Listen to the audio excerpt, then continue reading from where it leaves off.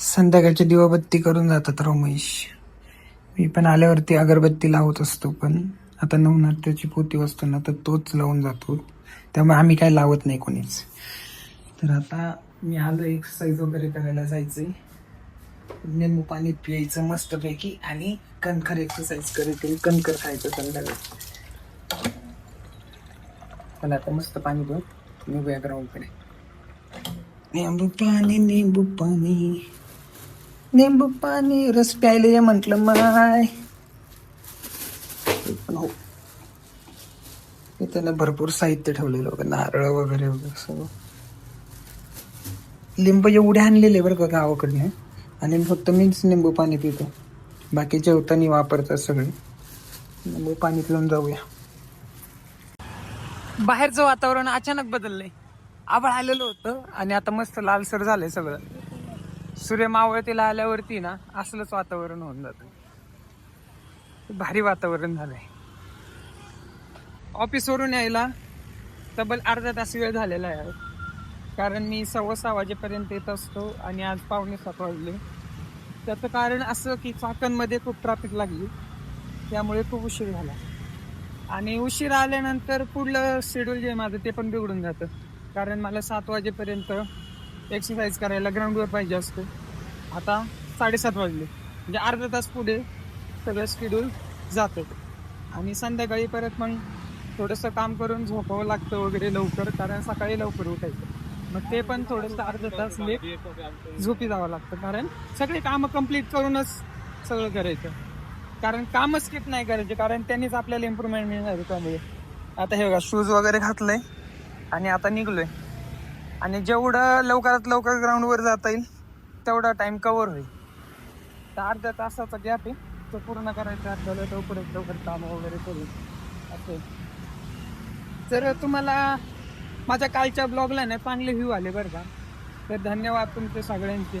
असेच सपोर्ट करत राहा मला. इथे थोडासा आवाज कमी होईल, कारण खूप ट्रॅफिक वगैरे आहे ना, आजूबाजूला गाड्या आहे, त्याच्यामुळे.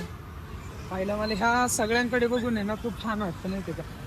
गावातल्या याची आठवण येते. सगळे बसलेले आहे आजूबाजूला, खेड्यातले आम्ही मित्र पण आहे ना, असेच सगळे एकत्र येत असतो संध्याकाळच्या वेळेमध्ये.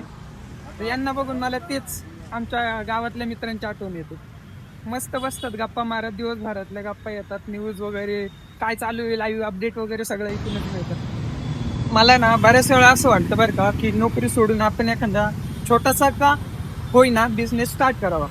पण कधी कधी बुद्धी काम करायचा पण विचार करते, की आता सगळं व्यवस्थित चालू आहे, जॉब आहे तर, आणि परत बिझनेस स्टार्ट करायचा म्हणजे सगळं इन्व्हेस्टमेंट आलं, भांडवल आलं, की सगळं आपल्याकडे असलं पाहिजे. तर जर कोणाला हेल्प करता आली तर मला करा, कारण मला बिझनेस तर करायचाच आहे फ्युचरमध्ये.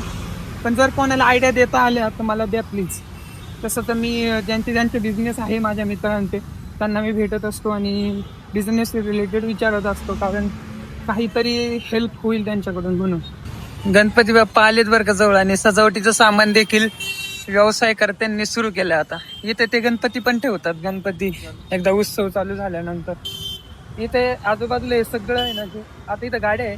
लास्ट इयरमध्ये ना इथे सगळे गणपती स्टॉल वगैरे लागलेले होते. त्यावेळेस तिथे कुणीतरी आता प्रायव्हेट जागा विकत घेतली होती आणि तिथे ठेवले, पहिले इथे करायचे. आणि इथे बघा, इथे पुढे पण आहे एक स्टॉल, तिथे पण गणपती बाप्पा ते गणपतीच्या वेळेस ठेवतात विकण्यासाठी. मी सध्या तरी नोकरी करतो, पण मी कायम नोकरीला माझ्या दृष्टीनं काय करतो, मी नाव ठेवत असतो काय नोकरीमध्ये काही होणार नाही. पण सध्या स्थितीला आपलं पोट नोकरीवरती चालतं, त्यामुळे नोकरीला असं परिपूर्ण नाव ठेवूनही चालणार नाही. बट जर आपले स्वप्न, मोठे मोठे स्वप्न पूर्ण करायचे असेल तर त्यासाठी आपल्याला आहे ना बिझनेसच करावा लागतो.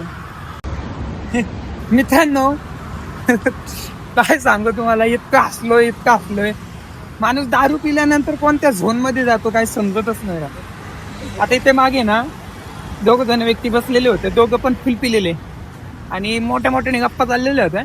आणि मी जस्ट त्यांच्या समोरच बसलेलो होतो. मी व्हिडिओ नाही काढू शकत, कारण कसं असतं, नाही एखाद्याने पाहिलं परत ते वेगळं वळण लागतं त्याला, त्यामुळे.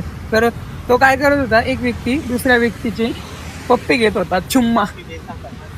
आणि तो अशा पद्धतीत घेत होता की असं बघून किळस आलं, मी लगेच तिथून उठून पळलो राव. खतरनाक. म्हणजे खुल्याम मजनू सारखं. दारू काही पण करू शकते माणसाला, काही करू शकते. जेव्हा आपण एक माणूस म्हणून, एक मराठी माणूस म्हणून कोणताही धर्म जात न बघता एकत्र येतो ना, त्यावेळेस नक्कीच क्रांती होऊन जाते बरं का मोठी. आत्ताचं उत्तम उदाहरण आहे आपलं कोल्हापूरकरांचं. माधुरीला आणण्यासाठी सगळे महाराष्ट्रातले लोकांनी सपोर्ट केलाय आणि त्या सपोर्टचं आपल्याला आता म्हणजे पॉझिटिव्ह उत्तर पण दिसते आपल्याला, पॉझिटिव्ह साक्ष पण आहे त्याची, की एवढ्या मोठ्या व्यवसायिकाला देखील महाराष्ट्रातल्या या व्यक्तीमुळं झुकावं लागलेलं आहे आणि माघार घ्यावं लागलेली आहे आणि इथं सत्याचा विजय झालेला आहे थोडक्यात. तर युनिटी खूप इम्पॉर्टंट आहे.